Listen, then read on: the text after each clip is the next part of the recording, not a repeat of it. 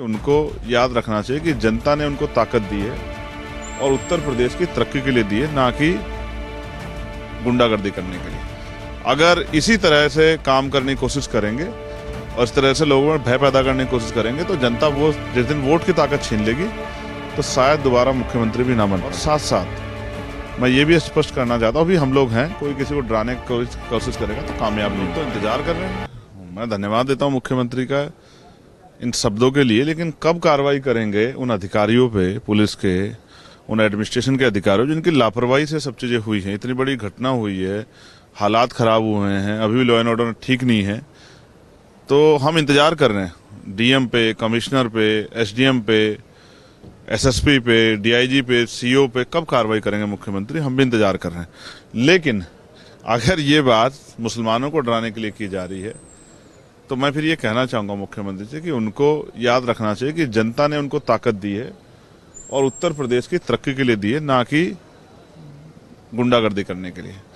अगर इसी तरह से काम करने की कोशिश करेंगे और इस तरह से लोगों में भय पैदा करने की कोशिश करेंगे तो जनता वो जिस दिन वोट की ताकत छीन लेगी तो शायद दोबारा मुख्यमंत्री भी ना बन पाए। और साथ साथ मैं ये भी स्पष्ट करना चाहता हूँ, अभी हम लोग हैं, कोई किसी को डराने की कोशिश करेगा तो कामयाब नहीं हो पाएगा। रही बात, इससे ज्यादा क्या करोगे? गोलियां तो चलवा दी आपने, लोगों की जान तो चली गई, कानून व्यवस्था तो संभाल नहीं पा रहे, बहन बेटियों का रोज जो है रेप हत्याएं हो रही है उत्तर प्रदेश में, अखबार भरे पड़े हैं। आपको सोचना चाहिए कि जनता के से जो वादे किए थे उनको कब पूरा करोगे आप? कोई भर्ती ऐसी है जिसमें घोटाला ना हुआ? कोई पेपर ऐसा है जो लीक ना हुआ? आप पेपर संभलते नहीं है, जनता की रक्षा कर नहीं पा रहे हो, बहन बेटियों की रक्षा कर नहीं पा रहे हो, बस बड़ी बड़ी बातें करते हो। जनता वोट की चोट से सबक सिखाएगी इस बार।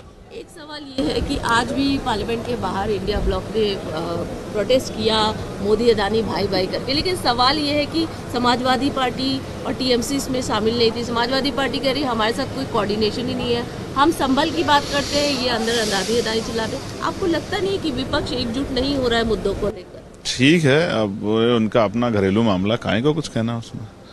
हम लोग हर जनहित के मुद्दे पर लड़ेंगे, उसके लिए किसी गठबंधन की जरूरत नहीं। हम इसीलिए जनता ने भेजे ना, हम अपनी ड्यूटी कर रहे हैं।